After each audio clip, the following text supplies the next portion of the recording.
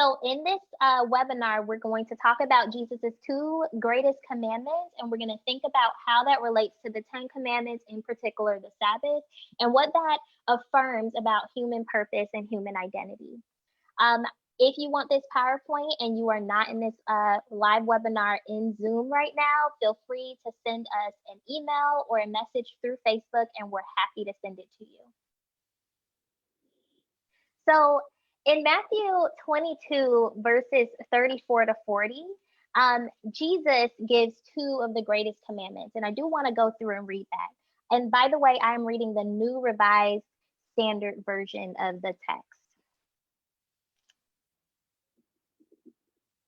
It says, when the Pharisees heard that he had silenced the Sadducees, they gathered together, and one of them, a lawyer, asked him a question to test him. Teacher, which commandment in the law is the greatest?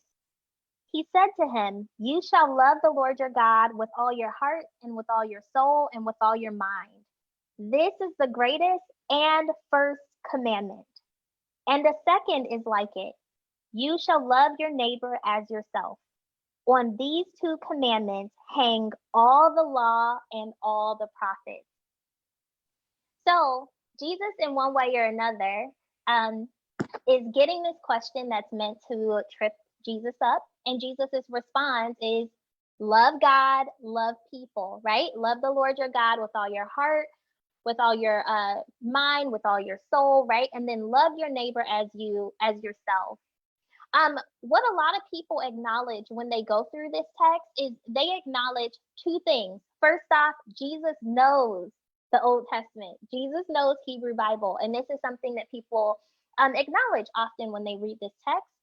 Word study through using the term love through Blue Letter Bible will certainly yield results that will lead you to two of these first scriptures. So in Leviticus 19:18, it says, you shall not take vengeance or bear a grudge against any of your people, but you shall love your neighbor as yourself. I am the Lord, right? So we get the second greatest commandment here being reiterated by Jesus in the New Testament. And then in Deuteronomy 6:5, the text says, you shall love the Lord your God with all your heart and with all your soul and with all your might. This, once again, is a reiteration of it's essentially the first greatest commandment in Matthew chapter 22. But a lot of people do not connect the two greatest commandments spoken by Jesus in this chapter to the Decalogue or 10 Commandments. And that's sad because that's exactly what Jesus seems to be summarizing. So the Decalogue is the term I predominantly use when I'm referring to the 10 Commandments. In Greek, it just means 10 words, right? Deca and logos, meaning 10 words. In Hebrew, 10 words is asherot hadavarim, and it also means just 10 words. Now we all know that the 10 Commandments definitely comprise of more than 10 words. So this term words needs to be translated more loosely. It can be something like 10 sayings, 10 laws. And this is actually how we get the English rendition of the term 10 commandments, right? Logos also in Greek is very, has a ton of meaning. It's a word with ton of meaning much more than just words. It can be, rationalization, right? Reason. It can be stories, it can be laws. And so it's also a word that kind of helps us get to the English term that we use to reference these laws of the 10 Commandments. So I have the 10 Commandments here on the left of the slide for you, so we don't actually have to look them up. But there's really important things that people need to know about the 10 Commandments. The first thing is the 10 Commandments really concern, or they concern two different spheres, and really can be broken up into two different categories. The first category, of course, is how humans relate to God. So we get the first 4 commandments really thinking through, what people should do as they are relating to God in their relationship with God. You shouldn't have any other gods, don't make any idols, don't misuse the name of the Lord, remember the Sabbath, right? The one that we're going to talk about a lot today. But the last few commandments really concern how people should relate to the people around them, how humans connect to, relate, engage in great communion with other humans. And what's central there and what this suggests is that you cannot actually obey covenant and obey the laws of God without actually treating humans well. So you want to honor your parents, honor your elders. The Sabbath even has a lot to do with the humans. We'll talk about that a little later. You don't want to murder. You don't want to commit adultery. Don't steal. Don't lie or bear false witness. And don't covet. Just try not to covet. This is these are very general and broad commandments. So there's a whole lot that can fit within these 10. But as mentioned, we're going to talk about the fourth commandment. And as you see here on the slide, I actually have the fourth commandment as being in both categories, how humans relate to God and how humans relate to people. And it is because the Sabbath commandment is a bridge between the two groupings. Sabbath requires that you consider God and that you consider people. And this is actually one of the larger arguments that I want to make in this webinar as to why we should actually adopt a lifestyle of Sabbath. We're not talking about adopting the lifestyle of Sabbath in a ritualistic way. We are really just talking about how to live Sabbath and bring it into our everyday existence. So I would like to look at two of the commandments to observe or remember Sabbath. The Decalogue is actually, it shows up in 3 different texts in the Hebrew Bible. We get it in Exodus 20, Exodus 34, and Deuteronomy 5. You can see that here. We're just going to look at the 2 of these. The ritual Decalogue, which is Exodus 34, doesn't actually give us a comprehensive list of all 10 commandments. It's just kind of scattered everywhere.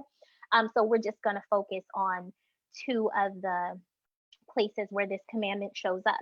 And I have it here, so you don't have to grab your Bible.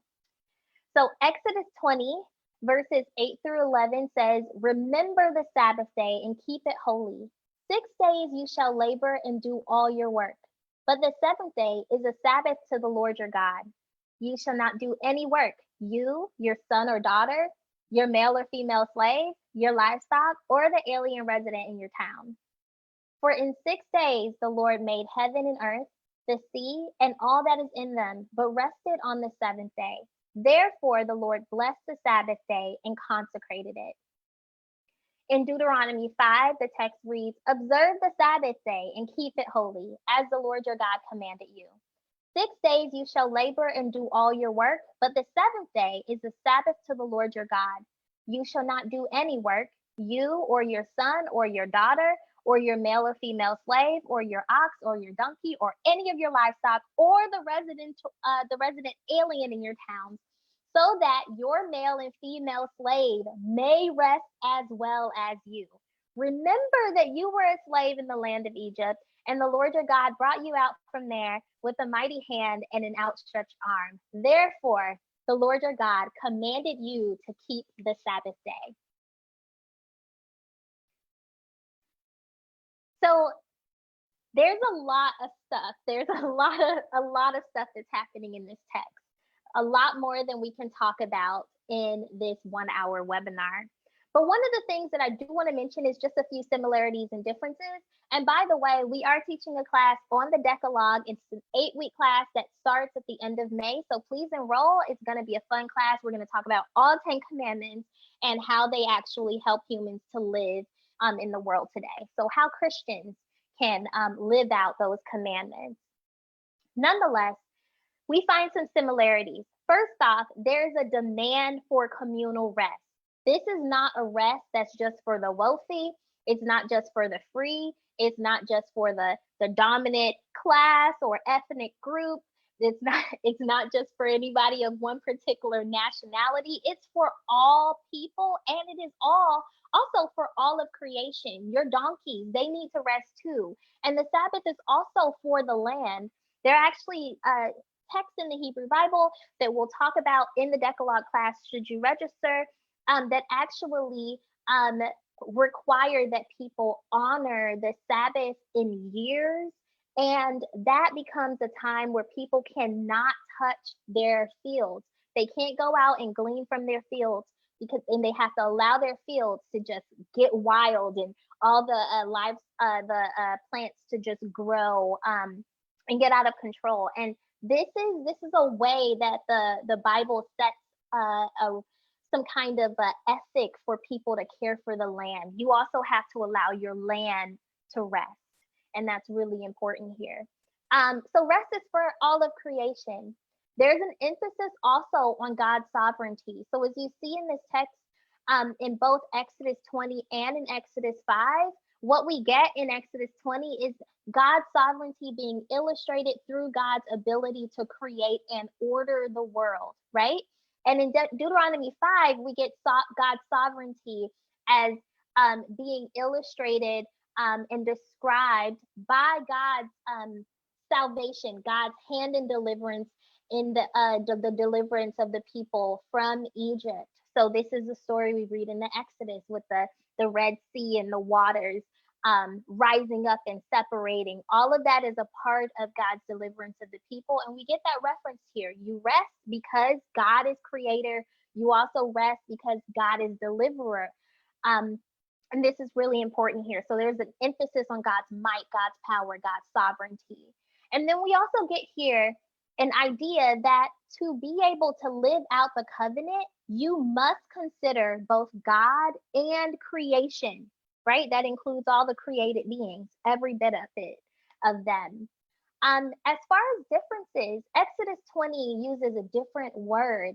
Its term is remember, right? And remembrance in the Bible, especially in the Torah, is really important. A lot of the times when we get these disasters that are at work, it's because the people forgot. And this is what the prophets argue. This is what they essentially tell the people. Exile is happening because you forgot God, because you forgot how to treat people.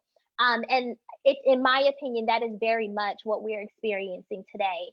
And in the call, what we're being called to do in this time is to remember and to go back go back and consider God, and go back and consider how we treat people, how we live and exist and orient ourselves in the world. So Sabbath in this case acts as an act of memory. We're reminded in so many ways of who we are and how we're meant to exist in the world through the observance of Sabbath. Sabbath also allows us to take part in God's creative work, which is equally important. By observing Sabbath and by resting, we allow ourselves to contemplate on God's hand in creation. And it is in that contemplation that we too take part in the very act that God took part in Genesis 1. After creating the world in 6 days, what does God do on the seventh? God rests. So we actually get grafted so much more than we actually think or consider or display thanks for in just resting and contemplating and considering God's hand in creation, which is why we Sabbath. Deuteronomy 5 uses the term observe. This really emphasizes that Sabbath is about action and really just active action, right? And because Sabbath is about observance, because it is about refraining from work, and because it is about remembering when God delivered you when you were a slave, right? This is the premise that Deuteronomy sets forth. This is why you treat everyone with the same type of respect. This is why you allow your slave to rest too. Sabbath becomes a day where you actually oppose oppressive systems. So we're talking about opposing systems of commodification. We're talking about a day where you oppose systems that actually stratify and create hierarchies between people. It's the day where humans are no greater than animals, and the free people are no greater than the slaves, because they're all doing the same thing. They're all resting, they're all contemplating, and no one is working. So why are we studying this text as Christians, and what does it have to do with us? So one of the things that becomes really clear in this text, in my opinion, is that Sabbath is not about not working. And this is something that is heavily forgotten, which is why so many people who do not observe Sabbath um, don't actually think it's worth observing. The idea is, oh, the Old Testament is thrown out, there's a new covenant. No, no, that's not quite what Jesus is going for, and that's not necessarily what Paul is suggesting in Galatians and in Romans. There's actually something else at work in that, and the Old Testament is very much still a text that is full of so many things, so many textual references, so many teachings that we need to actually pay heed to. And many of the laws of the Old Testament are so, they set out a with a goal of being so much more of a human concerned with people than the laws of the ancient Near East. And sometimes we find really twisted laws there too. Be truthful about that. But there's a reason why all that stuff is there, and these are things that I hope to teach with ABI. So join us, learn to have greater respect for the Old Testament, but also understand that things like Sabbath, these rituals, they're not obsolete. So Sabbath isn't about working. It is about resisting systems of unrest. And the Western society, right? Western society, the society we live in as Americans, full of teachings that actually oppose resting. In fact, the Greco-Romans had a hard time with the Jews in antiquity because they couldn't understand Sabbath. So Jews were called lazy for refusing to work one day of the week. So all of that is certainly at work here. But taking the time to actually do Sabbath, it's not actually an act of laziness. It's not actually an act of where we are stopping our search or stopping our desire to reach our maximum potential. It's actually the day you set in your heart that you're going to do that. It's a day of remembrance. It's a day of affirmation of human identity. And so our mentality has to change about that. And we have to learn how to rest. Toya is saying this, the same Toya that stays up all night doing work. But, I'm working on Sabbath, and I hope that you do too.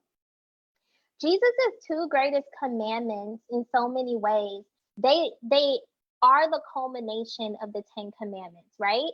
So when we think of these two commandments, they are actually the bridge. They are discussing in so many ways what's at the height of the Decalogue, the 10 commandments, and that is Sabbath. Sabbath observance in this case becomes the route to love, right? Jesus' two commandments have everything to do with love and consideration of God and people. And the Sabbath commandment becomes the route to being able to do that. It is indeed the lifestyle of the kingdom, and it's important for us to understand that. So, how do we do this? Well, we have to realize that it's not about a day. Every day is a day to Sabbath. So Sabbath is not a 1 week thing. It's not a ritualistic thing that you do. It is something that you should be living from day to day. Every day is a day to oppose systems of unrest. Every day is a day to reflect on your relationship with God and others. And every day is a day to serve. And there are so many ways that you can do this, but we as a people have to understand that our service has to just not focus on the human. We also have to learn how to have greater appreciation for other created things, like like the plant life and the world that we live in at large. Is there any questions? I feel like I've been ranting a tad. Does anyone have any questions, comments, concerns? I have a question, comment. Sure. I just started working for a large healthcare organization. I won't say the name, but it's Seventh Day Adventist, Mhm. and they honor the Sabbath even in our work life. And so, like on Fridays, we have to be finished with our work day by around 2 or 3 to make sure that we're out of the office by sundown. And on Saturdays, we're not allowed to work at all. So, can you tell me, seeing that what we've just learned, Sabbath being just something that really needs to be a lifestyle that we should try to do every day, um, why is it that that religion only narrows it down to the one day? Oh, that's a good question. Um, I don't think they do. And the teachings of Ellen G. White, who is tied to being the founder of Seventh Day Adventism, her teachings actually don't teach Sabbath as being just something you do in one day. Now, they do ritualistically practice Sabbath, meaning it is something that is in their schedule, something they prepare for every day of the week in order so that they can take a whole 24 hours off of work. But I've had several Seventh Day Adventist friends, and I have Seventh Day Adventist family members, and they are the most loving people I know. Um, a great example is what happened a few years ago when I graduated from my master's program. My family from Orlando came and celebrated with me and my mom at my mom's house, and it was the Sabbath. My graduation party was on the Sabbath. They came, and not only did they come and, take part in the festivities, they helped prepare the food, they helped to decorate, and they helped to clean. So Sabbath was not for them, this restriction on doing anything, of lifting a pen, of cutting on the light switch, which it is for some people. And there is definitely no shade given to people who observe Sabbath in that way. I'm very respectful for however people want to observe it. But for them, it's not a matter of not pressing buttons and just sitting home and doing nothing and just worshiping with your family. For them, Sabbath seems to also have embedded in it um, care for the other, um, helping out, relieve service. It has at its root service. And so, yeah. Um, and I'm Yeah, sure it's not like that for everyone. yeah, working for this organization really definitely helped to shift my mindset, even though biblically speaking, I couldn't, give an explanation about the Sabbath per se, but it definitely has shifted my mindset about the religion because a lot of what we teach or what I've learned over the years being Christian, it's very similar to them in the morning time. And like I said, this is a non for profit organization, so they're able to make their rules. But every member of leadership has to do prayer, devotion, or some type of worship before a meeting with the staff. We have a worship time in the morning that's open to everybody. And they close in prayer. I've never worked for an organization that does that or even makes that a requirement. And so a lot of the things that they do, I've learned, we do. And so I don't think there's a huge difference with the teachings. I don't know because I've never studied that faith, but the observance of the Sabbath day is definitely recognized as a Saturday. But knowing all the details of what you shared today, that Sabbath, even on the Saturday, is definitely worked into many of their lifestyles. Yeah. And I also want to make it clear, and thank you for your question and your comments. They're really helpful because a lot of people, when they do teach about Sabbath, they're really teaching about strict observance of Sabbath on one day, and that's Friday sundown to Saturday sundown. I'm not advocating for that at all.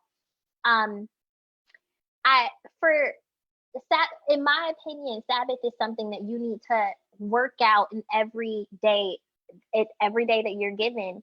And in that case, for me, I'm very respectful of people who cannot work a whole 24 hours to contemplate, serve, and rest. I totally get that. So for some people, they might work on Saturdays and their Sabbath might be the 2 hours that they spend aside from taking care of their kids on a Tuesday night. And for most of us, I would think, who can't necessarily or can't imagine ourselves having a full day to do Sabbath, we can push in Sabbath day practices of contemplation and on our own action, and thinking through how to shift in our action, and thinking through God and praising and thanking God for God's acting creation, for God's sovereignty, and taking time to consider ourselves, others, and God. We can do that a little every day. It might just be the 1 hour or 2 hours you set aside every day before you go to bed. And that to me, in my opinion, is certainly one way that you can work Sabbath into being a part of your life. Um, the fear or the trap that many of us fall into in really strict law observance is legalism. And legalism allows the law to become more of a bondage to us than freedom. We talked a little bit about this in our Bible hacks class when we talked Galatians and Paul's view that the law brings bondage, but Jesus brings us grace, right? It's not necessarily Paul saying throw out the law. And I'm not advocating for that, certainly not. But it is a warning in so many ways of a blind observance of the law. When you understand Sabbath, whether you take the 24 hours out to do Sabbath or not, wouldn't matter, because you'd be living Sabbath. And there are people who take the 24 hours out a week whose lifestyle is so far from what Sabbath is actually all about. And so my focus here is not to say you need to be not working Friday sundown to Sunday or Saturday sundown. It is to say, understand what Sabbath is and try your very, very best to ensure that that is something that you fight for in your everyday existence. But Sabbath has a lot to say about humans and our identities. And Jesus' two greatest commandments, which is essentially what Sabbath stands for, has a lot to say about us as well. First off, we have an obligation to consider others. That is an obligation. It is a command. And in considering others, we have to understand that that consideration is tied to that L word, love.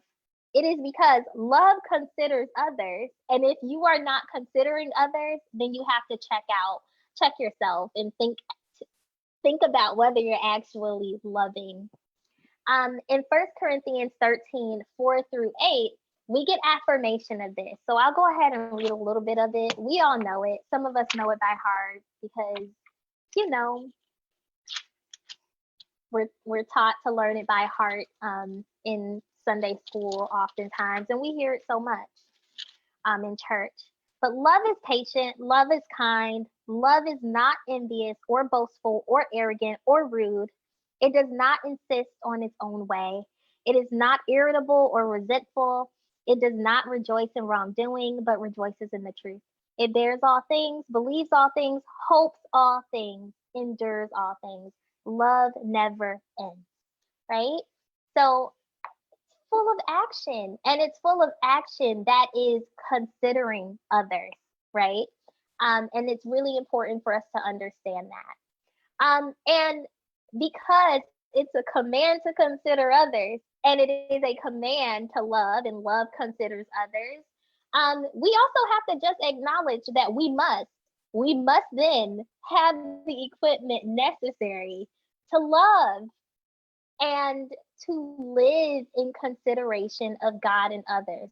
God must have given us the ability to do this, like the tools necessary to do it.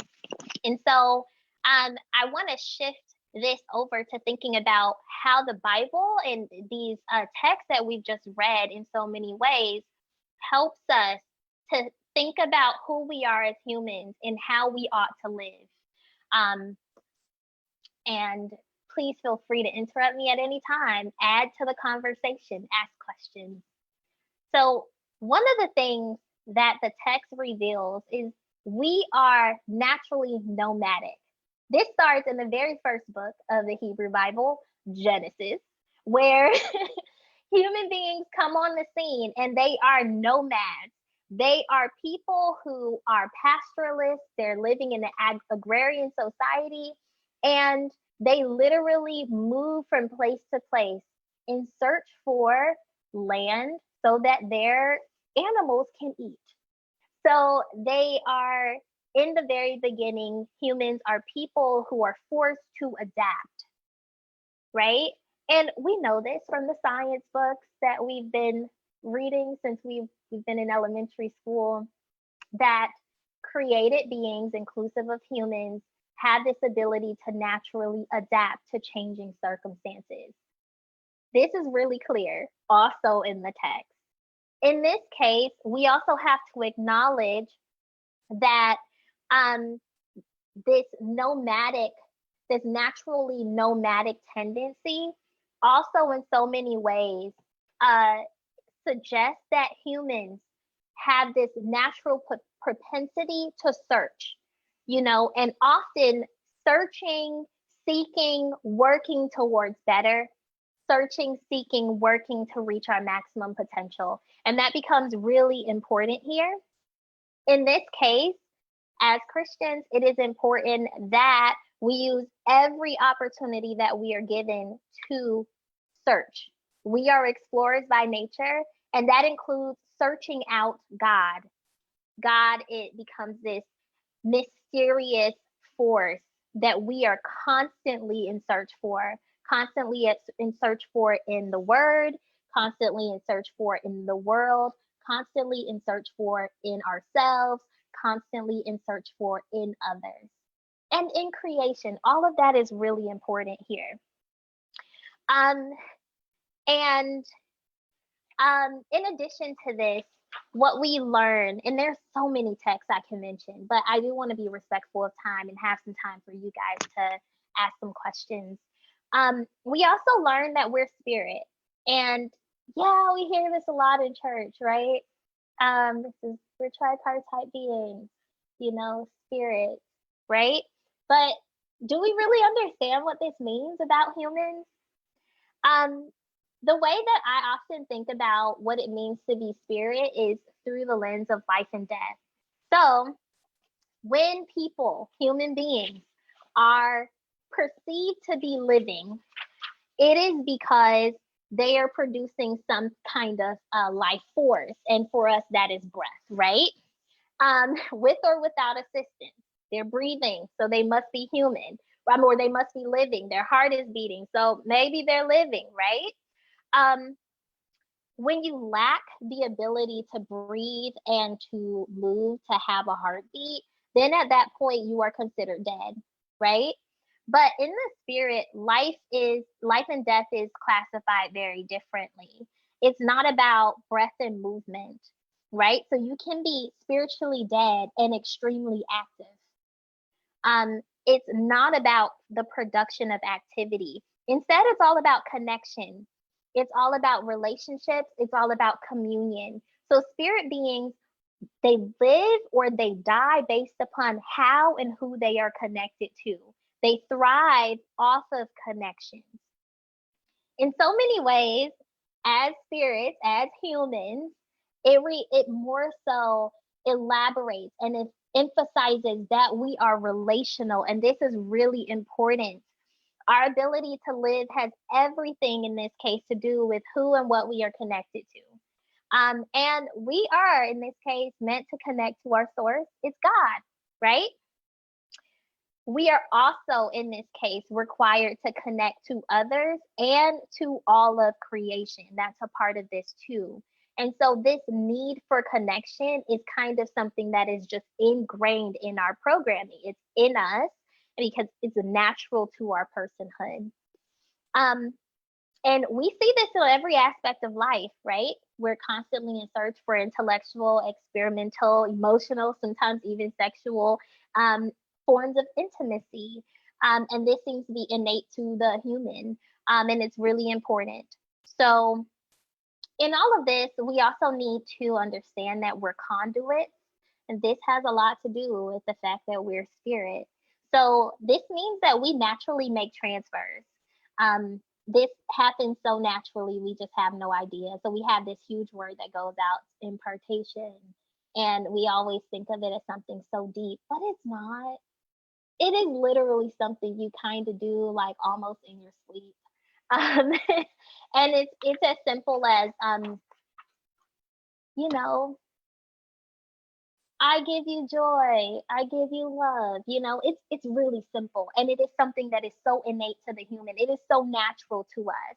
Um, so the idea in this case as Christians should be that we connect to God, who is life.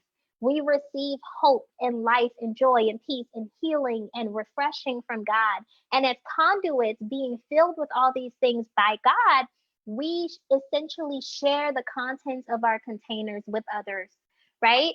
So we spread hope, we spread joy and healing and refreshing to everyone that we connect to.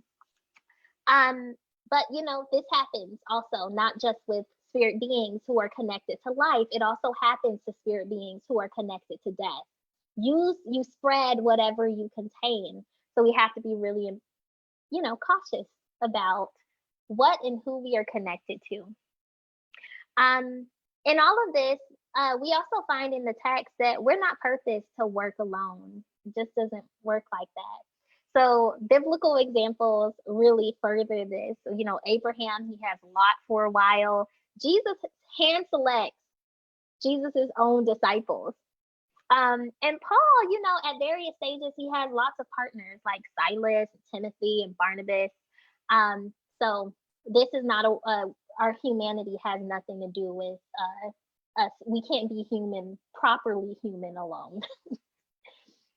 And lastly, we have to remember that we're living souls. We are animated. So the emphasis is on living. We're animated by God's breath. We're animated by God's spirit, pneuma in the Greek, ruach in the Hebrew. And you get this in Genesis 2:7, where, we have this tangible God being portrayed to us in the text, a God that can be touched, a God that formed the man or the human, ha-adam in the Hebrew, from the Adamah, right? The ground. So in this case, human beings, Adam, we're called Adam because we come from the dust. We come from the ground, which is Adamah in Hebrew. We're literally earthlings. That's what the term means, dustmen. So it's a fun term, mortals. But God forms the human from the dust of the ground. And then the portrait gets even brighter and bigger and more personable because God breathes God's ruach or God's breath, God's spirit into the Adam, the human being, to animate it. And then the text tells us that the human being became a living soul, right? So there are a few things that should come out of this text for us. First off, God is living. God's spirit is the very thing that animated human beings, right? And the fesh in the Hebrew is generally translated as life. It is the word that is translated here, Genesis 2:7, as soul. And it can be translated a ton of ways, like soul, life, personhood, heart, mind. So there's a lot of ways to translate the term, but we generally see it translated here, at least in this text, as soul. But regardless of how you translate the term, it really just suggests that human beings are naturally programmed to do some living. We gotta actually live and actively live. A lot of us live. We're all living and breathing in so many ways, but our ability to actively do that is questionable. We need to actually work to like actively exist in the world. Um, the rest of Genesis 2 tells us or gives us a few hints of how we are meant to live, what human beings are purposed to do, and further reveals how relational we are. So in Genesis 2:15, we are told that human beings are purposed to care for creation. And later on, God makes for human beings a suitable helpmate, or makes for Adam, the man that we now call Adam, um, a helpmate. And this is the thing that actually initiates the human into communal living, right? We're relational. We cannot live, we do not live in vacuums. We need communal, like community, and we need effective community. Um, and so it's really important for us to know this and to remember this. And Sabbath is meant to remind us of these things, not just Sabbath, but the two greatest commandments in itself. So I believe I've said everything that I want to say about Sabbath and how it relates to human identity and Jesus' two greatest commandments. Are there any questions? I normally have some questions on the slide that I ask you, but I want to keep it more open-ended here. So any questions or comments? Anyone want to add or take away?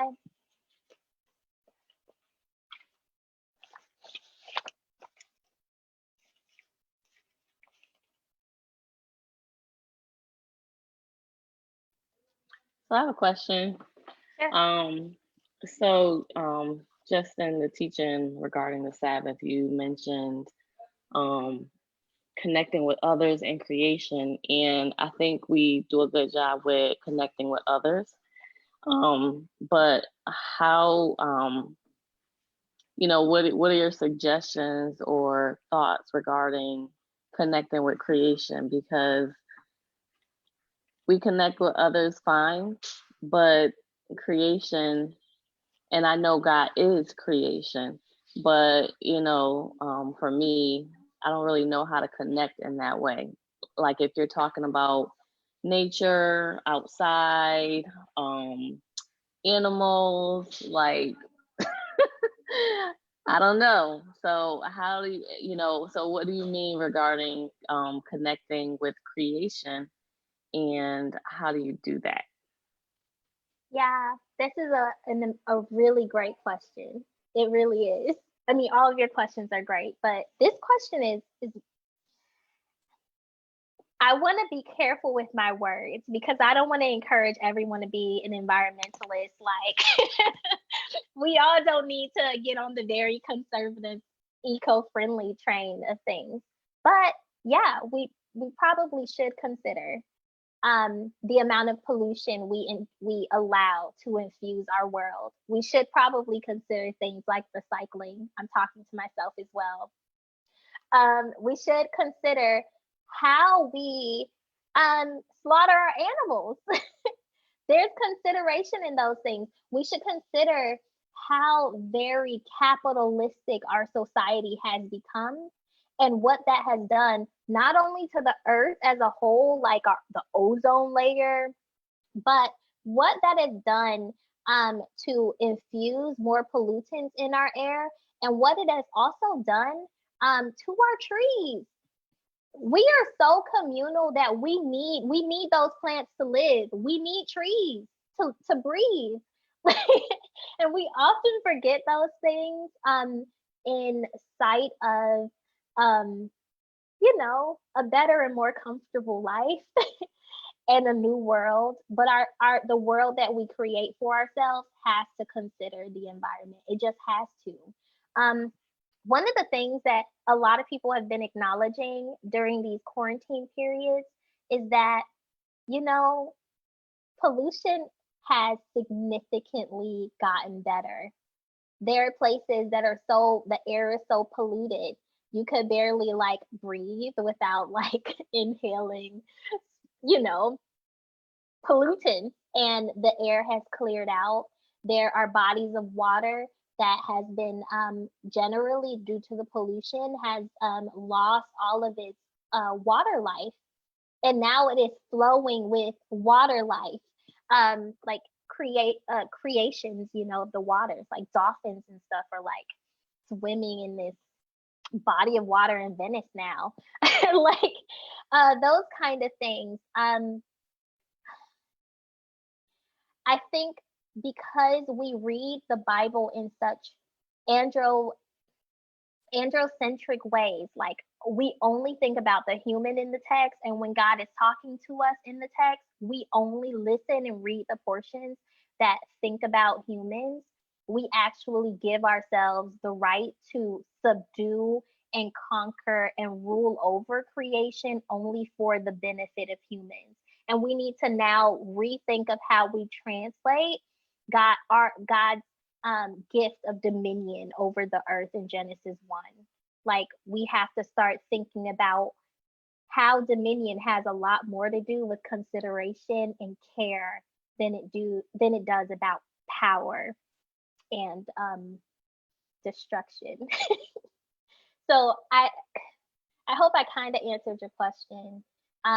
There's a lot of text in the Bible that considers the creation and the environment, and this is so much the case that Bible scholars for a while now has actually been reading the text environmentally. They've been thinking about ecological interpretations of the Bible, and there are almost at every conference that I've been to, there's been a section, at least one section on the program that actually thinks through how the Bible sheds light on ecology and on the environment.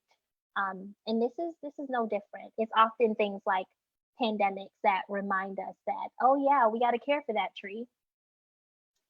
Oh yeah, we probably shouldn't, manufacture all this stuff that, dirties our atmosphere. Oh humans. Any other questions or comments or anything? I do have the live up on Facebook. If any of you have any questions or comments, please feel free to ask them.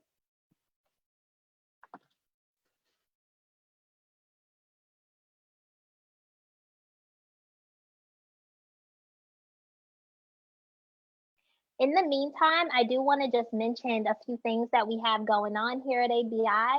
First off, we have 6 new certificate programs. I'm really excited about them.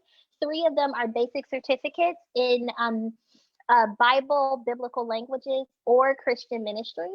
The basic certificate programs have about 5 classes in them. There are some required classes like survey courses and things of that nature. Or the language portion has required language courses, and then there's some electives. We do offer payment plans for people who do want to take them, and the payment plans can be something as simple as paying $60 a month for 6 months or 8 months or however long the program is to pay for it. So go to our website, AmanaBibleInstitute.net, and check out our certificate programs. We have future webinars coming up. We have Jesus as Prophet. We are going to be offering this webinar on Saturday at noon Eastern Standard Time, you guys. I'm really excited about it. I'm also hoping that I have a few co-teachers with me because I would love to introduce you to Amana's staff. There are 4 of us right now who are doing a lot of the instructing. We are growing our staff, so if you want to teach for Amana, please apply. Go to our website. There is a link to apply to be an instructor. But we're going to really just talk about what a prophet is, how Jesus fits the bill, what does it say about humans. Almost in every class that we have, we want to think about how the text is transformative, how the text is transformative for humans, and we want to think about how we can live into the text. So we're going to do a lot of that on Saturday through the lesson on Jesus as prophets. It is a Bible hack as well, so preferably we'll have at least a word study in there as well, which will be fun. So you'll learn how to use Blue Letter Bible, just a little bit, small little aspect of the course. And then next Thursday, we're going to have our last April webinar. It's going to continue the journeying through the prophetic series, and we're going to talk about 5 things, only 5 things that the prophetic is absolutely not. So we'll continue talking about the messages of the prophet on Saturday through the Jesus's prophet, but then we're going to think about what it is not on the 30th, and we're going to use this also as a time to talk about the messages of many of the Hebrew Bible prophets, which have a lot to do with Sabbath, like the people completely neglecting Sabbath and forgetting how to treat people. So we're going to talk about that on next Thursday at 7 p.m. Eastern Standard Time. And by next week, we will have our May webinar series up. I believe we're going to have some Bible hack webinars, and we're also going to have some fivefold ministry related webinars. So look out for those. They are free for now, so you just have to register, and everyone gets the PowerPoints or whatever tools we use in the session or after the session. Last but not least, we are teaching 11 classes this summer starting in May. Our classes are roughly between 4 and 8 weeks. It just depends on what you choose. We have 2 8-week courses that we're teaching. One goes through things very similar to what we talked about today, the Decalogue, the 10 commandments. And the other is an introduction to the Greek New Testament. It's on Gospels and Acts. Onika Stewart is going to teach that course, and she is great. So we're going to have fun in that class. And then we have several 4-week courses that are coming up. One is on prayer, one is on Bible and the Bible's view of prophets and prophecy. I will be teaching that course. We'll be offering ministry in the marketplace, which Cordero will be teaching. He's amazing. You'll love him. And then later on, we'll be teaching all of those courses, but more so catered towards transformative work. So we'll be teaching nurturing the prophetic imagination, Bible language tools, so how to study your Bible using free online tools. And we're going to be teaching a class on social media marketing, but it has everything to do with us bringing ourselves to the table and making sure that we are able to market ourselves, not just our products. And we have Miss El Michelle, who's going to teach that, and she is equally great. So come out, take classes with us, learn with us. And if you have questions, feel free to call us. Feel free to email us. You can even send a message through Facebook or YouTube or Instagram, however you might learn about